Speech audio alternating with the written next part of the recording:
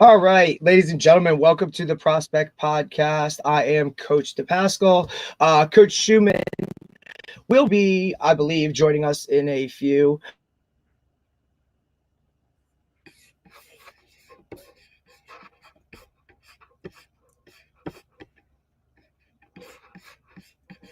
Derek, I can't hear you anymore. 1 second. There we go. Yeah.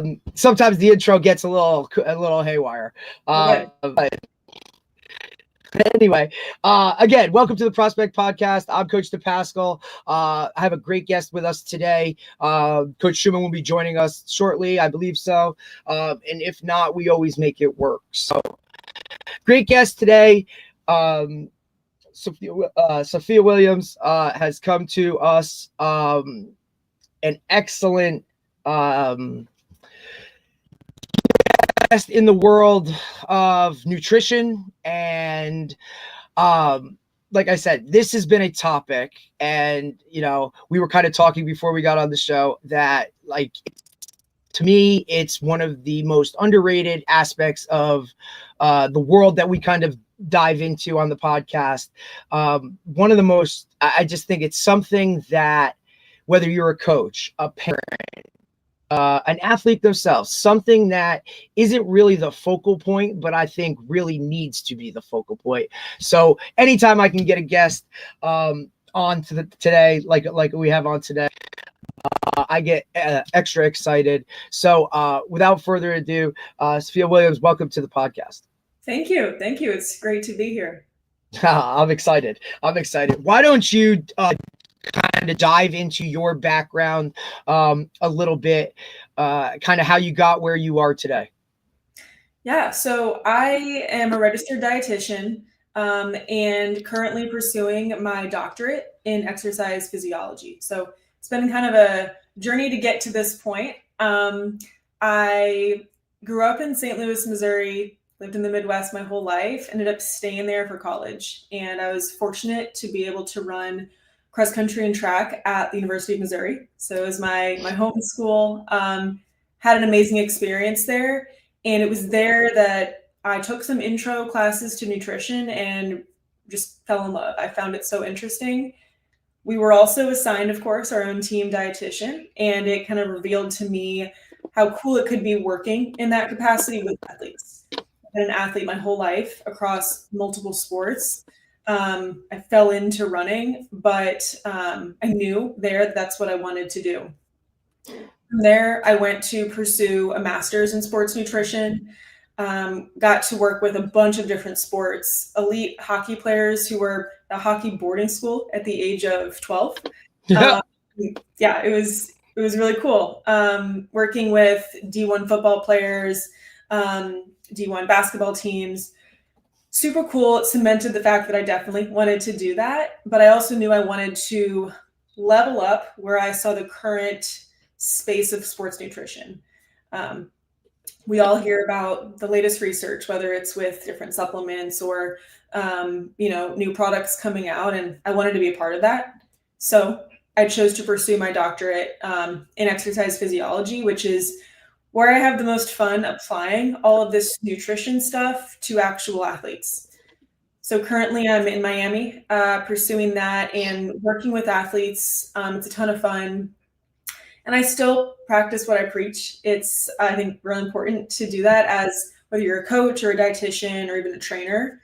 I've run the New York Marathon. I'm training for an Ironman right now. So you're insane. You're absolutely insane. You are just like, you're just on a whole different level of respect. Like, never been a runner, right? Yeah. Like I was a football player, right? I went out for track one year. They told me on the 400. I ran about maybe not even 3/4 of it. And I just walked right back to the weight room and was like, Coach, I'm not doing this.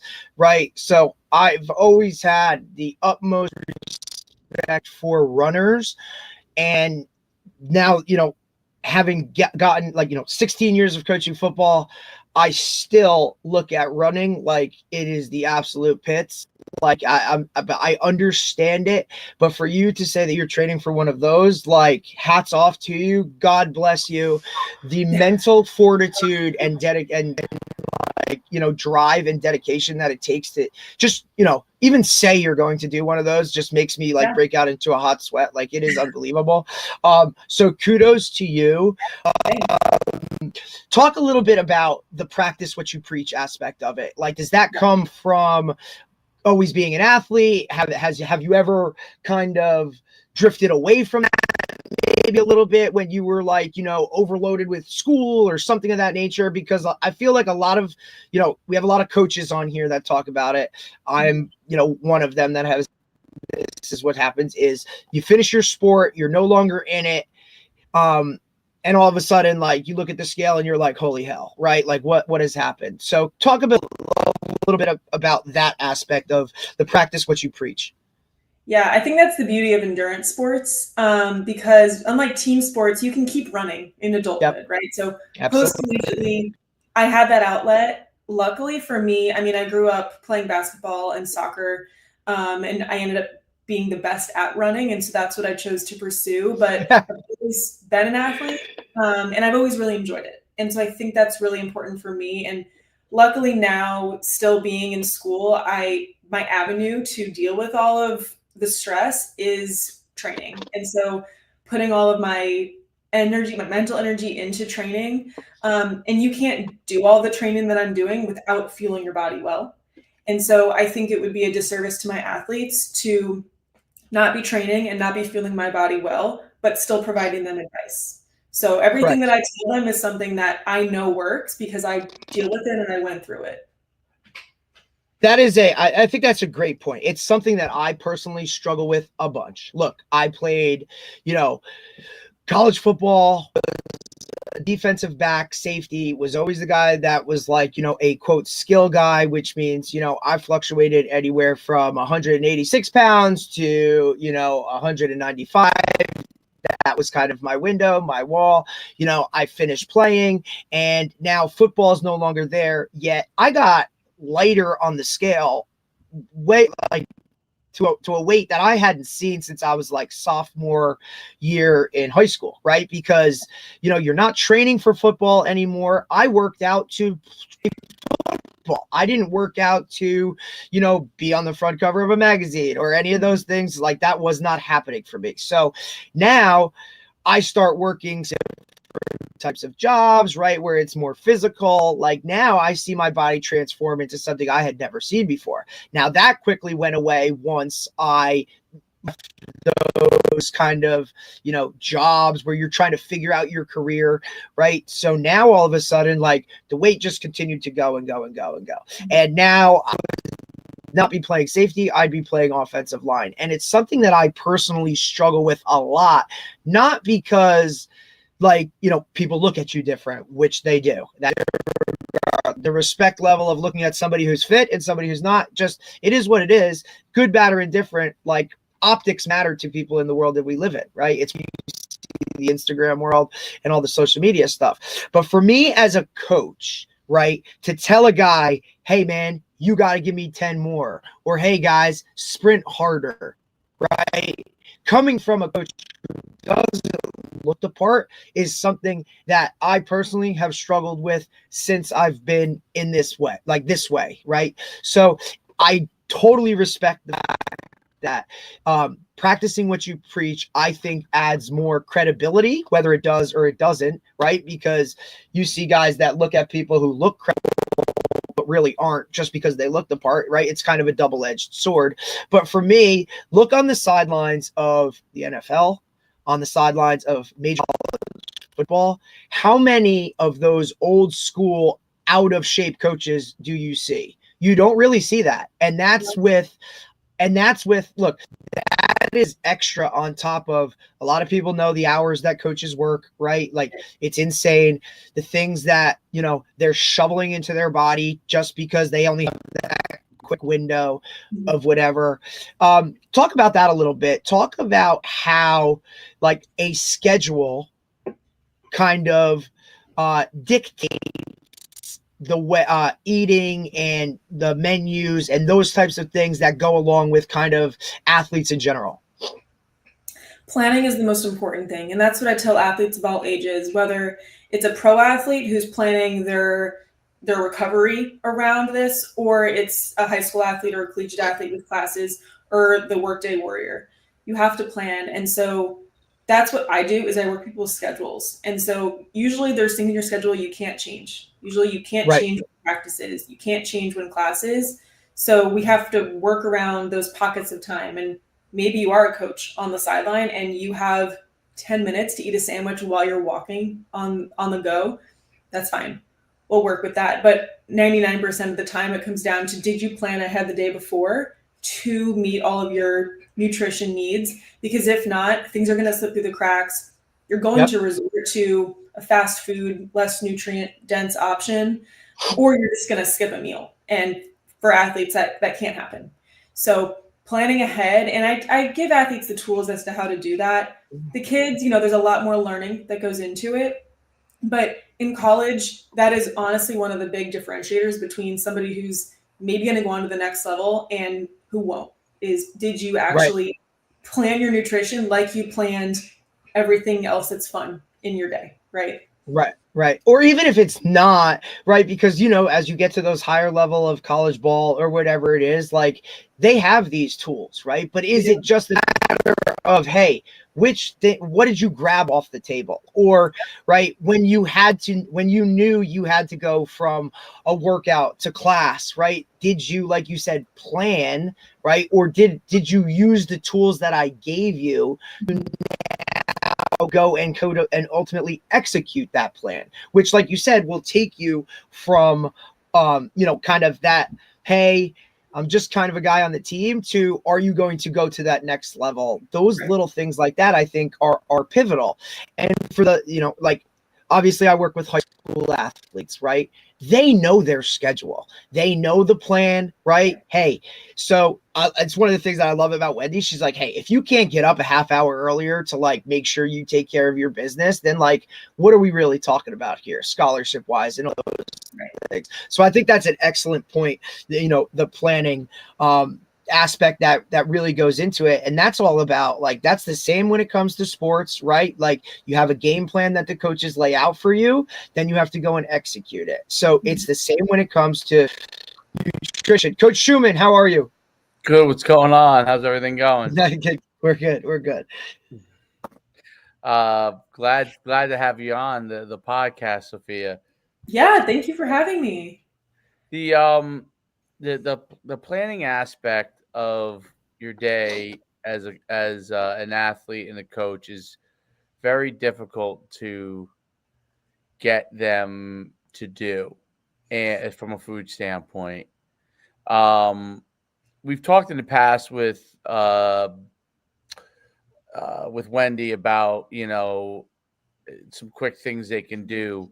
What can help the people that are bad at planning their food portion of the day, because of the fact that, and this goes for athletes too, because like kids and stuff, they're terrible at it. I mean, high school kids are terrible at it, right? What are things they can do that make their job a little bit easier, or quick things that they could always have with them, no matter what, that don't require them having to make something or anything like that?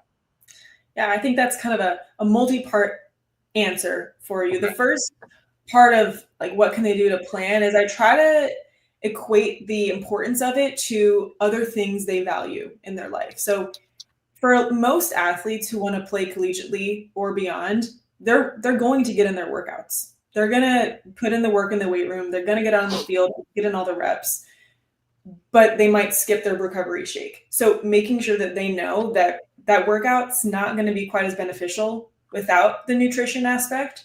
And so making them see the importance, because I think that alone can can determine whether or not they even try to plan. But beyond that, I would say having those quick things with them and setting them out the night before. So that's one of the keys for especially high school and collegiate athletes is if you have a 6 a.m. lift, there's not the mental energy or time in the morning to go figure out what you want to eat. You probably don't want to eat. So let's make that the night before and not give yourself the out in the morning. So putting it by their bag, even if they have to put it in their car so they cannot forget it, I'll have them do that. And there are plenty of recovery drinks, whether it's a protein smoothie, chocolate milk, different kinds of granola bars and protein bars that we can use as kind of the catalyst to more real food. Ultimately, I'd love if they would the night before make a breakfast sandwich. That's not the first realistic option for these athletes. So start small. I like to build little wins. Once they've shown that they're willing to eat something, even if it's an applesauce, then we get into a little bit more actual food, advanced stuff, but building those wins first. It's hard to get them to eat anything other than chocolate milk. Yes. And it's like they like chocolate milk. I see a lot of kids now will eat yogurt and those kind of things, which are good. And they'll grab a sandwich, right? But what kind of sandwich they grab is usually the issue on it. Is it like, so is there different types of like, when we talk about like beyond food, are there supplementation that, and we've talked about creatine and stuff like that in the past, but is there other supplementation like vitamins that can be beneficial for athletes that are in high school, to keep them, maybe some of the pitfalls of their food to help them with that? Is there any kind of, I know it's not perfect, right? But I'm trying to be practical with athletes. I'm sure, Derek, you deal with this too, right? At the high school level. College is different depending on the level you play at, because you do have training table. You do have someone standing over you that can help you point you into healthy options, and they start to get really accustomed to it. High school and youth kids are different in the sense that, like, you come into the cafeteria for lunch, right? Like, listen, to get these guys to understand that Takis is not a good pre-practice snack to be ripping, a half hour before a game, like that Diet Coke, or like, like the we have 7-Eleven Slurpee when you're walking in, buddy. Like, what are we doing? Like, we're not, like, you know what I'm saying? So it's very difficult. Yes, right. But you know what I'm saying? For them, Dave, you know what I'm saying too, though. You walk into a high school cafeteria, the options aren't best for them. They really don't have unless they plan. You know what I mean? Correct. Like, yeah, I know there's been a movement recently of more one way or the other. Yeah. And I was thinking because of that, exactly that. Like, I mean, high school, it's, your options can be You're pretty extremely limited. Yeah, I mean, extremely limited, unless you live in like Texas where you get like 50 different options, but you're extremely limited for the most people, right? And even in school, like I think about my son's school, which they have a few options.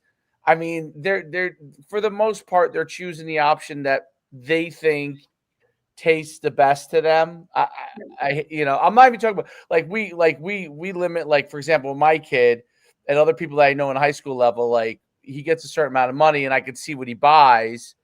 And if I see him buying like dessert every day, like, I'm like, hey, we're going to cut off your money if that's what you're doing. You know what I mean? So he can understand that, but then it's like the actual food, like the food that's available option, it's a chicken sandwich. It's a mac and cheese. It's, you know what I'm saying? So, is there supplementation? And we talked about creatine, because creatine obviously is helpful for athletes, but is there like vitamins that like can fill the gaps beyond that? Omegas and those kind of. I don't know. I'm asking. I'm curious. Yeah. Well, the first thing is, one of the things that I recommend for high school athletes in particular, if they're eating the school lunch, is they're almost always given a solid protein option and carb. Right. They're almost always missing produce and something colorful. And that's where all these vitamins are going to be found. So I'll have a lot of my athletes bring an apple to lunch, something that simple, whatever fruit of the day they would like to bring can fill those needs. However, if that's not a reality or that's not going to happen, then we figure out what are they missing. Definitely not going to happen. Having coached for 20 years, there's 1 in 100 that does those things the right way. I will tell you this though, Dave, and this is, something to kind of piggyback on this, right? Like, so we have a group that lifts in the morning, right? In season, not so much, but off season, absolutely. 5:30, they're in there. I started they're putting the work for me, right? So I wanted them to look at it like, hey, what's my little bit of a reward, or how can I make it, us personally as a coaching staff, how can we make it more like higher level, college or next level, right? To make them feel like, hey, you're being treated like these guys are treated. I brought in, we started buying some apples, some oranges, some bananas, right? Some fruit in the morning, and a bar, right? Like just a little whatever bar. You would have thought that I gave these guys like up here, like a breakfast sandwich. Like it was unbelievable. And now just introducing them into that little bit of it, right? Now they go and it's, hey, you know what? Coach D had apples and Coach D had bars for us in the morning. And now they're just kind of going along with that, so that even if that's not a sustainable option for them at lunchtime, at least they know every morning when they're lifting, they could grab something as small as that and have it with them. But I think that's the issue too. I think the issue is that you have to bring it in. Like, I get it. But if that's what I have to do in order for them to eat it, and then see the gains from it. I get it. I know absolutely.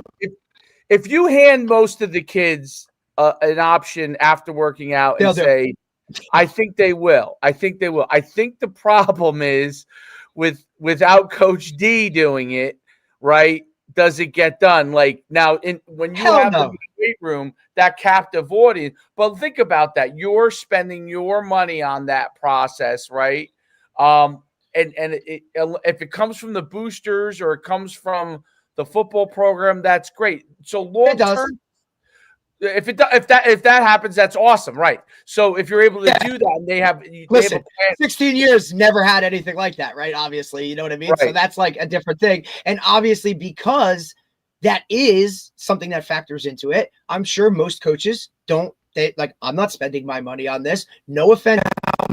We care about our athletes, but that's also a process. Now, if you go and, like I said, you talk to boosters and that's okay, now but for us to have to do that, should we really have to jump through all those hoops just to get our kids the nutrition that they need?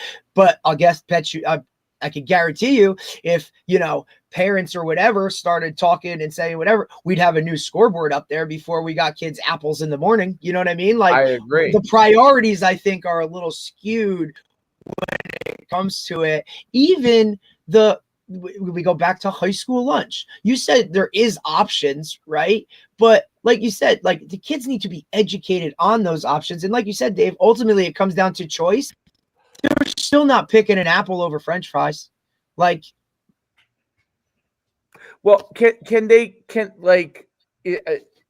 bar, for example, like if they had protein bars available to them, in abundance of them available to them in the morning, does that cover some bases? Or in the afternoon, does that cover some bases? Do vitamins work, right? Like a multivitamin, does that cover some of the bases, or specific vitamins that, like, something that is quick? I'm pretty sure a protein bar obviously covers a lot of them, but it still doesn't get the vegetable and fruit part of it, right? So can vitamins do that, or are vitamins like a waste of time, like from that standpoint? Unless kids are eating a very colorful diet with everything they need, the vitamins will be helpful. So a multivitamin would be advantageous for most youth athletes. Now, maybe they are getting enough fruits. And so that they're not deficient in vitamin C and other things, but maybe they're not a fan of milk and they don't drink much dairy. And so now maybe we need a supplement with calcium. Right. Or maybe it's an athlete a wrestler who's training inside, or a basketball player, and we're worried about their vitamin D levels in the winter. If they're up north, then we supplement with vitamin D. So you can do multivitamin as kind of like a blanket, cover your bases. But I would say it's even more important to figure out some of those key factors about each athlete and then use a targeted supplement approach. Usually it's advantageous to have one of those things because there's almost always going to be something lacking in the diet for these kids. It's never perfect. Right. Why? Like, so in school, and Derek, you could probably talk about this better than me, or from what you know, when you go to school. Do they have, like, I don't know, is a chicken sandwich a good option for the kids? Is when they come in there, like when pizza's the option, right? Is that a bad move? Because they're going right for the pizza half the time. What would be like a decent, like for lunch, for example, protein, right? Is a cheeseburger okay at lunchtime? Are those things okay? At the end of the day, let's remember that they are kids. So Right. we don't want to take that away from them. And I really think that I can't do my job well if kids don't like what I'm telling them. So if I'm telling them you can't have pizza, you can't have burgers, right, well, they're not going to listen to me. But of course. If I say, have the pizza, have the burger, but let's also add a fruit, or let's want to bring a fruit. Okay, let's have a smoothie with that to get the fruit in, kind of sneak it in. Yeah. They're more open to hearing that. So I think you can look at the pizza's going to give you calcium from the cheese. It's going to give you carbs from the dough, right? The burger, if you're having the bun, you're going to get your carbs and your protein in. Maybe it's not the most ideal, clean protein source. Right. You know what? It's better than not having lunch that day, or it's better than choosing something that could be even worse. So it's yeah. Hockeys.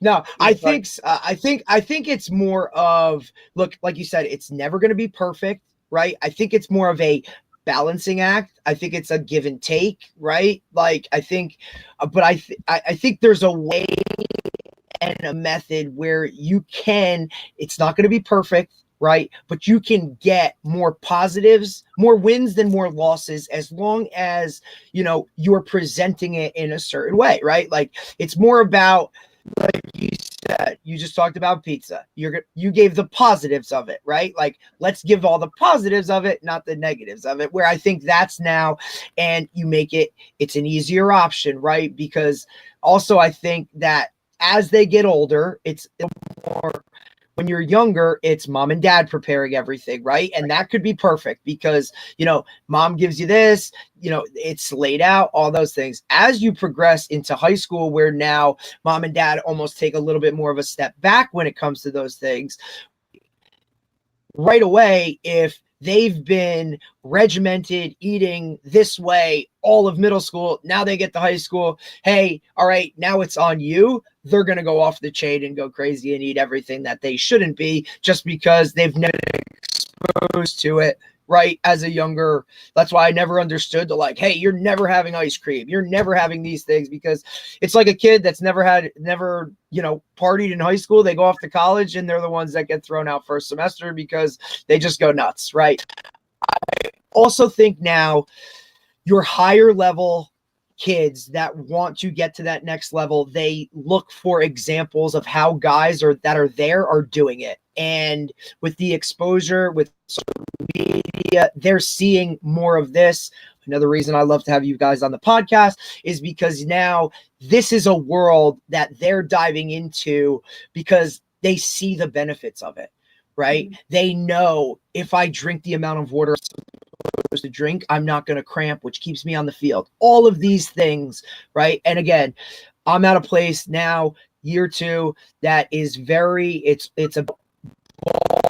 it's about that. Everybody's on the same page. So it is different than any other place that I've been, other than one other place where they actually, parents, right, because it was a private school, parents could pay for a meal plan where the cafeteria staff, which cafeteria is not the word, this was more of like a restaurant quality stuff, would prepare 3 meals for them a day, and they could factor that into their tuition, right? Where they would get, you know, they would come to school in the morning, go get their breakfast. They would go to lunch, they would get their lunch. And then before they left for the day, whether pre or post practice, you go to the cafeteria and you would go home with a dinner. Like, it was a phenomenal plan. Obviously, that's above and beyond. But some of those athletes or parents that were like, hey, this handles my kid for 190 days with 3 meals a day of what I know is quality food, right? And it was, you know, all of your options. It checked every box, right? That's something that obviously we know, especially when it comes to, you know, where the high school is located, the socioeconomics of the place, right? Like those options, right? That's not always conducive, but it was there and it was absolutely phenomenal. And yes, there was a chocolate chip cookie thrown in there, one of those spots, and that they loved it, right? It was about that. So I think it's more not tricking them is the wrong word. Educating them, I think, gives you a better chance for the sustainability moving forward with it, because that's what it really is. It's a lot of, I hate to use the word boring, right? But it's just like football, right? Like it, or sports in general, or working out in an off season. It's consistency that ultimately wins. And when you don't reap the rewards immediately, even though I think nutrition, you can see the benefits like within a day or two based off of what you're ingesting into your body, right? Those are the things I think where you need to find wins. And for youth, obviously, you know, Dave works with 10-year-old kids, like they're coming off the field and what's the first, like, hey, what are we, you know what I mean? Like, it's just that education, I think, that has to come, and it has to start at home. It really does. If your cabinets are filled with, you know, snacks and like, you know, everything that ultimately tastes really, really, really good, it's probably a problem. Yeah. It's just, it's just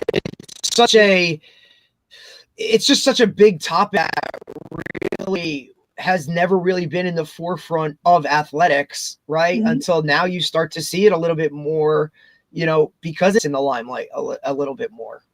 Yeah, and really for a lot of these kids, the first time they're learning about this is when they get to college, and that's great. 100%. Absolutely.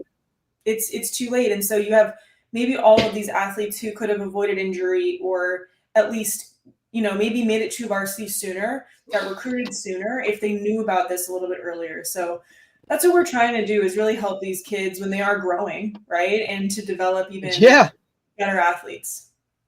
What are elite athletes doing?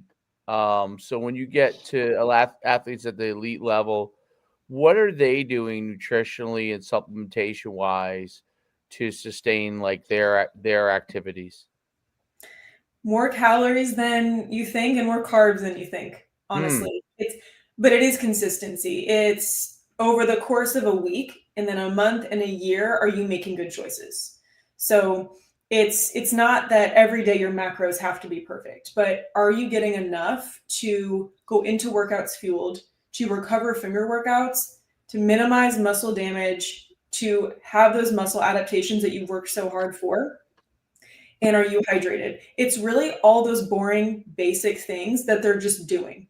And yes, they're working with dietitians like myself. They are given specific macros to hit. They're able to afford the best quality food, right? But you don't need any of the fancy food to do the basics. So they're not missing meals. They're getting in all of their snacks. They're getting plenty of protein and carbs, and they're staying hydrated. And they're not forgetting those little things that we work so hard to teach those youth athletes about. The hydration part, I think, is so key too, Dave. Go ahead. Like, you finish your thought, because I would love to talk on the hydration aspect of it. Can they do like for elite athletes, blood testing, right? To check their markers on things. Is that an efficient way to test and see if your levels are where they should be? And what kind of markers are they looking for on that? Yeah, we can get a bunch of information from that. Now, some markers will be more acute. So over the past 24 hours, it might reflect how you're recovering from a workout. The more important ones are over the course of 3 months, what some of those markers are showing us. So vitamin D is one of those really important ones that, again, for any athletes with high volume, like runners moving into outdoor track in the spring, with lack of vitamin D in the winter, where are we with that? Iron is a big one for our female athletes and high volume athletes across the board. We can look at some muscle recovery numbers, but really we're looking at if they have any symptoms, we would definitely order that lab work. But broadly speaking, those are the two primary ones that we would be interested in. But every athlete's different. And so depending on the sport, there might be unique needs that we would assess, but you can't hide what's shown in the lab work. So you can say that you're taking all of your calcium supplements, but if it's not reflected in what those bone scans are showing, then, we need to dig a little bit deeper. That makes a ton of sense. I think, obviously the elite athletes are measuring these markers to be able to understand that. It's interesting that I wonder, like vitamin D and calcium, is that something that is deficient sometimes in elite athletes because of the work level? Does it get depleted, or is it just their natural levels that are low? Calcium gets depleted. We lose calcium in sweat. Okay. So when you have athletes who are sweating a lot, think about a cyclist who's training for hours on an indoor bike. They're losing a ton of calcium in their sweat. Or even when football players move into full pads, they could be losing more than guys. Right. Vitamin D is typically, if you're in the sun 10 minutes a day, you're good. It has to be direct contact with the skin. And so again, if you're in somebody who's an athlete's in full pads, helmet on, they're not really getting that direct sun exposure. And then if they're training indoors, they're not getting that. So we can get it through supplementation, especially with milk that has been fortified. But there is plenty of athletes nowadays who don't want to drink dairy milk. And that's a whole separate concern. But it's hard to get dietary vitamin D. So that is why there's a big push right now to make sure that we are monitoring that with our athletes. Interesting. That's really interesting. I didn't realize that sweat depletes calcium, because I think that like that's definitely something that I would have never known. It's crazy. It is crazy. It's crazy. And like the hydration drinks probably doesn't replace calcium at all. So they've got to eat like leafy vegetables or take a supplement or whatever in order to get there, I guess. Which is interesting. It's amazing because you don't realize what are some of the other things that get depleted when they're working out that they may not realize that they have to replace? I mean, we always think about things like sodium, right? Okay. You are that is the primary nutrient you're losing in sweat. Okay. Now, when you have athletes who are really heavy sweaters and heavy salty sweaters, they'll know it. They'll taste it. And you know those, right? Like I coach's job to diagnose that, like, or you always have a kid that's like, he just says it in passing, like, coach, I'm always just so hot, or I'm always so sweating so much. Like that should be a mental note to be like, hey, make sure you keep an eye on this guy because that's just who he is right now. I know that's hard. I know it's a blowing above and beyond, and it's a little bit of an attention to detail where like coaches are like, I got other shit to worry about. Like, I get it. But when that guy cramps because of that, and because you haven't paid attention to that, you're going to be pissed. Right. Yeah. So, it's part, I'm sorry. Like, it is what it is. Yeah. And you mentioned coaches keeping an eye out. That's so important because when you're in a place, like I live in Miami, it's always hot and humid. You're never going to have your clothes dry when you're outside. So you're not going to see the sweat on somebody's clothes. But when I was working with guys at Arizona State, they're in Phoenix. It's so dry there. So you see the salt on their uniforms, right? but you need to be monitoring that. And so if it's stinging their eyes, if they're tasting salty, they're losing a ton of salt. And you're going to find a million products out there nowadays that are electrolytes that have salt in them. They're also going to have potassium, magnesium, maybe phosphorus, maybe vitamin C. None of those things are typically an issue. We don't typically deplete them to the extent that we can't make them up in the diet. But salt is a big one. And then calcium, I think, just gets forgotten about. And so that's a big one we need to consider for those heavy sweaters. That's a great point. It's so interesting that this stuff affects everything from a metabolic standpoint. I Now, love this. Like this stuff that all together. I find it so interesting, dude. It's like it's just a whole different, you know what I mean, level of like attention to detail and how, hey, if I drink this, I'm gonna feel this, right? And it's probably like it's supposed to be that way, but for every athlete, every individual is different, right? So you kind of need to know yourself and how you react to certain things, right, Dave? Because if you drink a bottle of water, Dave, your body may take that and flip it faster than my body does, right? Based off of whatever it is. So I'm sure, like, I never liked to eat breakfast. I don't know if you were a breakfast guy, Dave. Like, I never liked that feeling of waking up and being full. So I would never eat breakfast before practice. Or even if we had like a Saturday afternoon game, to get up and eat a full breakfast, I always felt I didn't feel right. I don't know. It was just different. And I just think the individualism of each body to react to those things differently, I think is just like, that's why guys need to at least once sit down with someone and lay it out and kind of go through it to formalize it. Yeah, I think that the depletion of everything. And so what is the amount of, like, what does a hydration look like for someone who's practicing football, weightlifting during a week, you know, like for a high school kid, for example? Like, how much should they be taking in?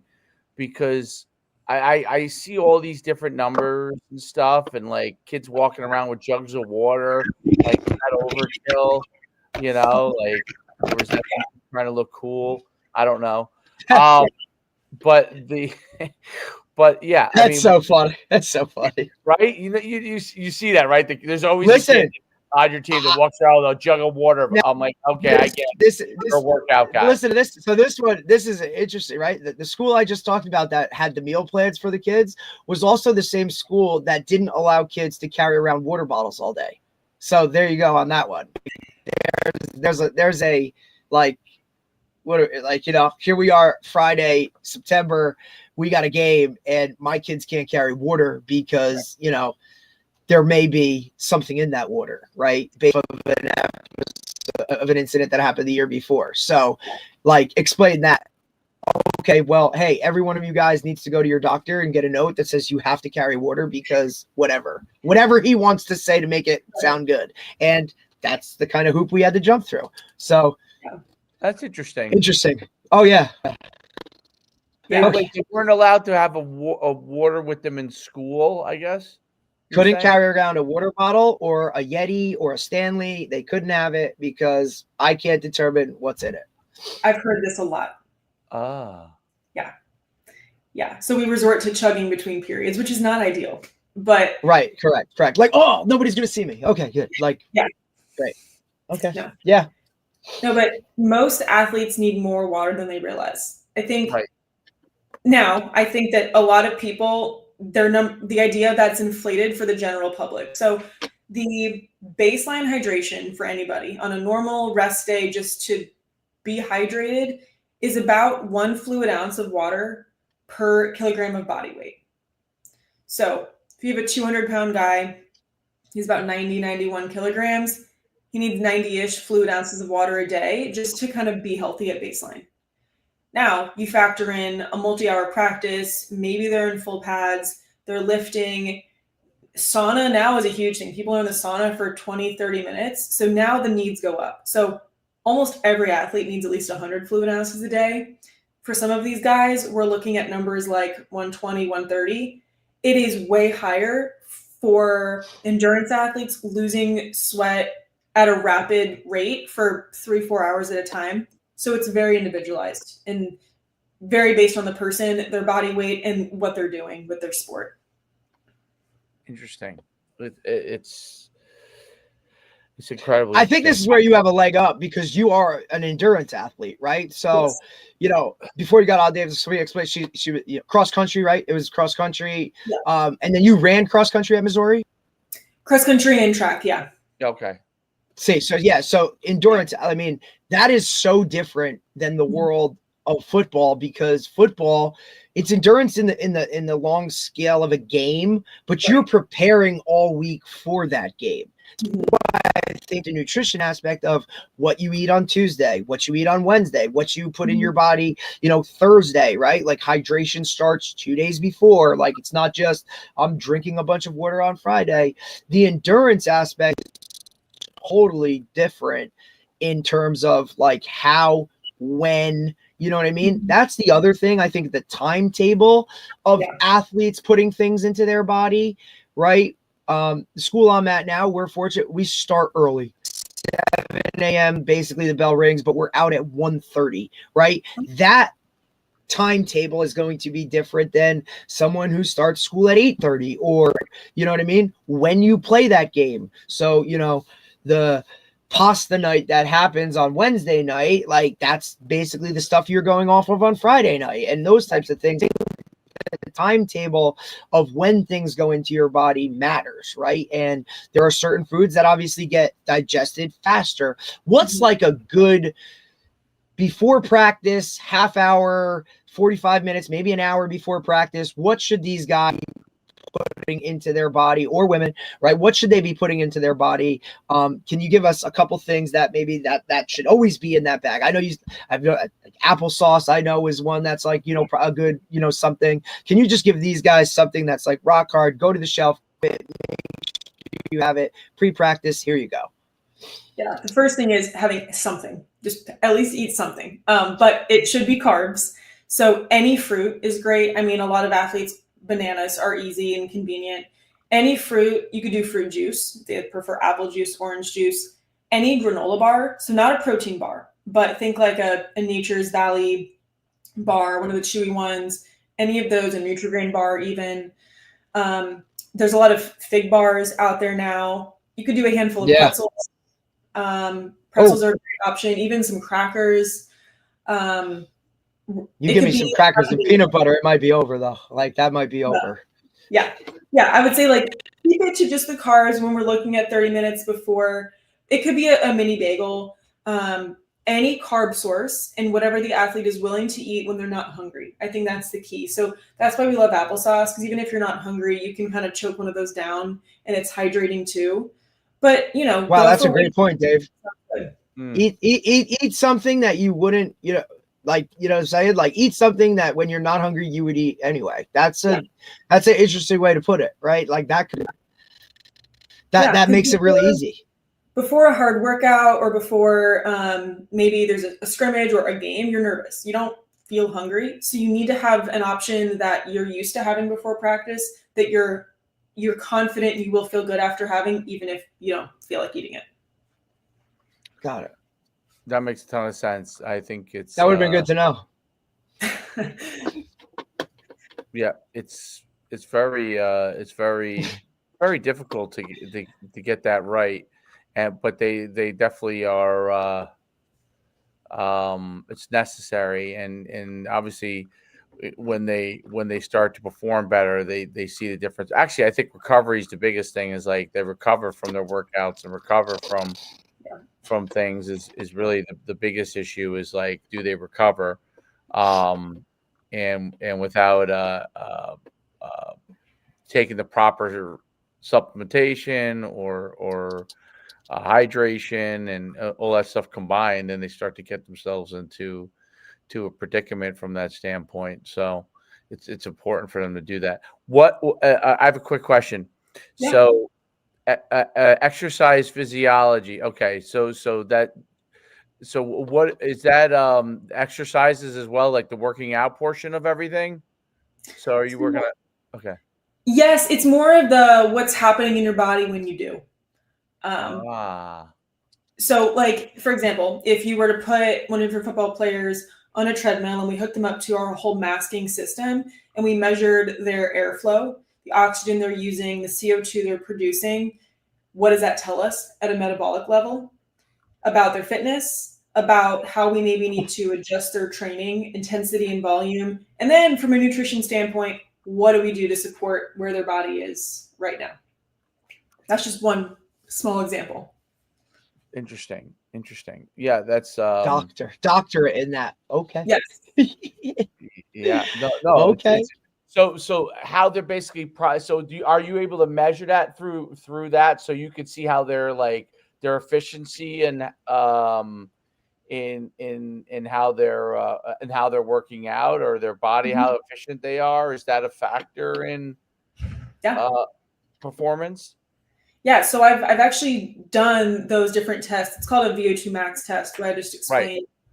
Right. I've done that in some NFL players in the off season. So what they can then do with that is look at the numbers, and then we say, okay, you have a little bit of room to grow in this area, so we need to tweak your training to where you are working more in these heart rate zones to increase your, let's say, aerobic threshold, because you have the power, you have the strength. We need to build up this area.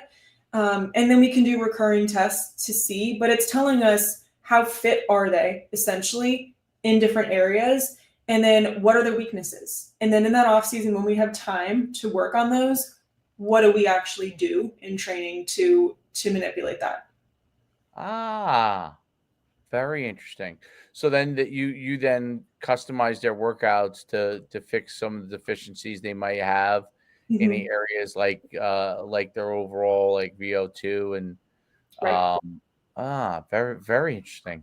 Right. And for certain positions, yeah, really, really fascinating, man. Yeah. That's amazing. So for people who don't understand how it all works, is basically you're able to measure what the athlete's current performance level is, how their body like processes working out with the VO2 max and what their output is, and then you could gather ways that they can improve that in the off season if they're lacking in the certain areas. Exactly. And it could be something as simple as tweaking a workout, or it could be adding in more volume or more intensity for an athlete, depending on their position. Of course, not all football players need a high VO2 max, right? But some do. Right. So determining what's important for that specific athlete. Interesting. Are you also able to measure at all, like how, like for example, like in strength and explosiveness, like their output and those kind of things, and areas that they might be slower or inefficient in that area? Yeah, we have multiple ways of doing that. We can put them on a bike to do kind of a bike power output test. We have force plates where we can essentially do a force plate measured deadlift in a way. We have biomechanics sensors as well. So there's a lot of ways that, again, depending on their sport, we might measure with different modalities. And for most athletes, the power and strength is where they get excited about seeing their numbers. So we always dive into that. Of course. Yeah. That's really cool. You got a cool gig. Yeah. That's very, very cool. A lot of work though. Shit, a lot of work, right? Like, well, damn, I can only imagine. A lot of education. Right? I bet you it's a lot of education where you have to like constantly educate people.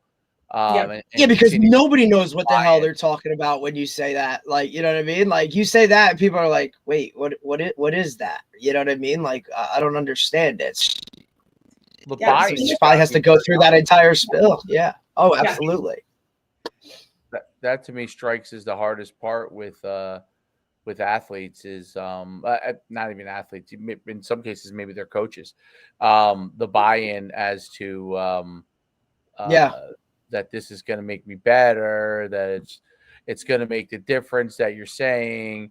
And when they see it, though, it's like, it's funny because like with Tom Brady, like his whole TB12 thing. Yep. And the guy he worked with on the training aspect and the nutrition aspect, and obviously everything he did there contributed to the longevity of his career, not just but from a health standpoint, right? So not his performance. Like no one was expecting him to run fast because he wasn't fast, but like his ability to stay healthy and through everything he was doing nutritionally and workout wise and measuring all those kind of things. It's funny because you see, I don't know if you deal with this at all, but you see like coaches almost mock what Yes. Tom Brady did. You Yeah. know what I'm saying? Like Belichick, for Yep. example, kind of did, right? Like I find it humorous in a sense that they mock some of these things when this is the guy that's at the highest level, and they always defer to what I call the guys that are just more athletically gifted, right? Who are you know Ocho Cinco always brags that he ate McDonald's his whole career, right? Okay, obviously Ocho Cinco has a certain level of gifts beyond. Exactly. You know what I'm saying? Like he do that and get away with it. Most people, absolutely not, right? Like I get that. That's kind of, like you're genetically gifted, buddy. Like irregardless of kind of like the amount of whatever goes into your system, you're still going to be Ocho Cinco and be able to do what you do. Most people, not going to happen, right? Like we need that. He would have been more. Maybe he lasted longer in his career if that wasn't the case. Maybe he was injured a less than he ended up being injured at the end. So right. Usually it's in football. It's really potentially a direct That's what it impact is. because football, more so than any other sport, you're gonna get injured at some point in football, and how you recover from that is a big deal. Whereas other sports, yes, if you're a distance runner, you're injured, you could be out for a while. But you could kind of directly correlate it to your workload and things you were doing. Mm-hmm. Whereas in football, you could have impact injuries, and that impact injury and your ability to recover from that, or your ability to avoid, like you're always going to get nicked up in football. So like to avoid that, someone, hits you and you're able to, stave that off from everything that you're doing. And my point of the whole thing of this, like bringing it up, is you see so much guys in coaching, in athletes themselves, mocking it like you're not a tough guy, quote unquote, right? You know what I mean? Like I could do this, and it just seems so stupid to me. But you see it all the time. What do you do from that aspect to educate when you're dealing with players that want to be a part of what you're doing, right? Mm-hmm. But coaches who just don't get it? Yeah. We run into it a lot. I think there's a lot of, yeah. I'm sure you do. A lot of the mocking, I feel like, happens when somebody doesn't think they could personally do that, right? What Tom Brady was doing, his diet plan was arguably not possible for most people to sustain. So I think it was easy to mock because nobody was going to be willing to do that, right? Also recognizing that that's what he needed to do.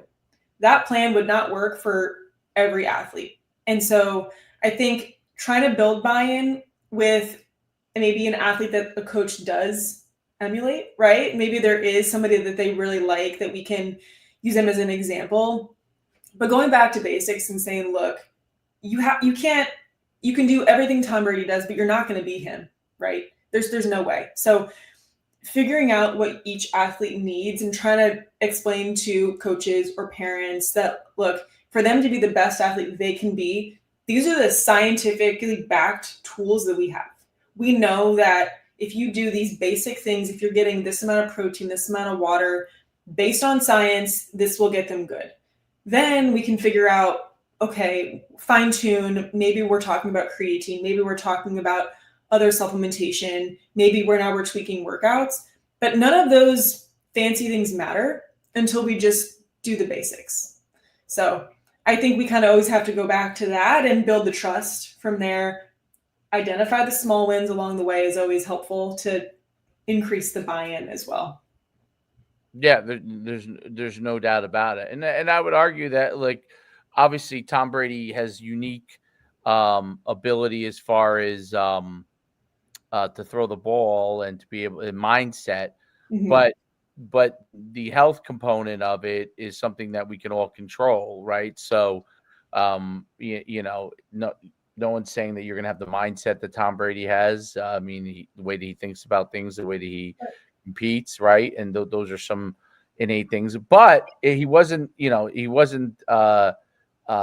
gifted as far as physically goes, and he created himself into a person. I mean, he was tall, but he wasn't gifted as far as like some of you would see in the NFL physically. Mhm. And he created himself into knowing that he created himself into being a more indestructible athlete within his own structure, right? So, yes, he was tall, but like you would look at him, you wouldn't say like he was, the widest guy and all those kind of things, but he developed all the things around him to be able to withstand things from a physical standpoint. And when he got injured, he would be recover maybe quicker than more people could, and then that probably allowed him to continue to be. And that's part of, I mean, Derek always says this: availability is the most important thing in sports, right? Being available to play is just as important as everything else, because especially in football, that becomes an issue throughout the course of the season. Mhm. Guys who are actually available to go on the field and aren't like complaining about something. That's an important thing. And being able to take care of that it is critical. If it's really, really a difference maker.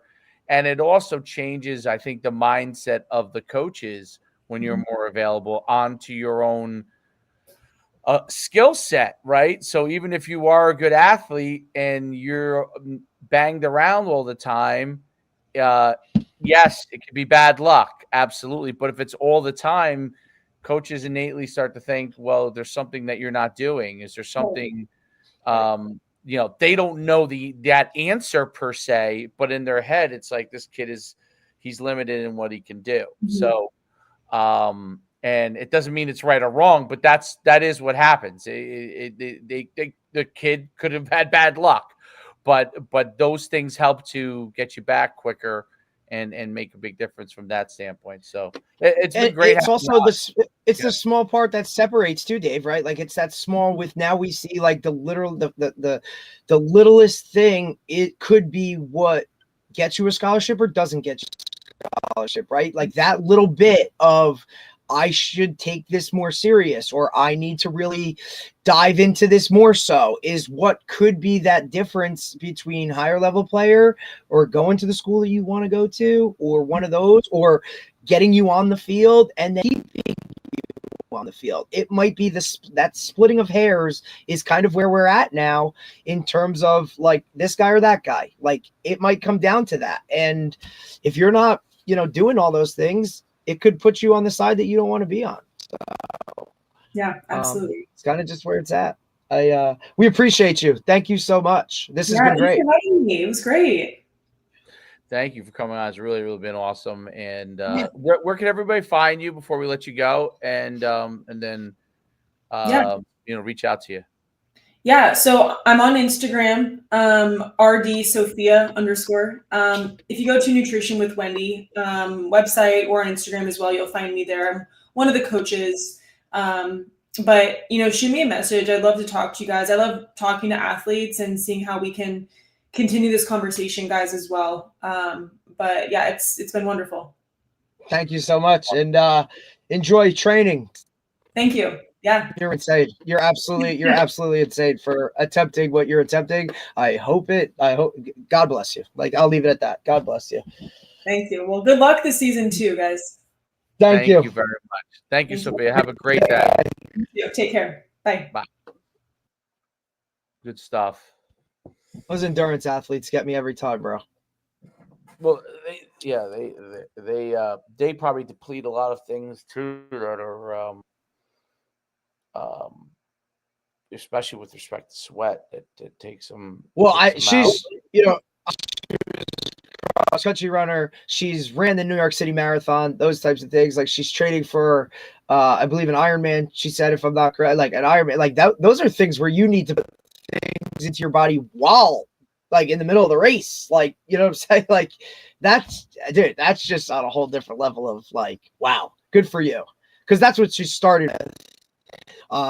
Like she loves to practice what she preached. And I expressed it's something that I deal with, right? Like here I am telling my players go harder or go ahead or you got to run this. And meanwhile, it's like, coach, really? Like, what are we talking about?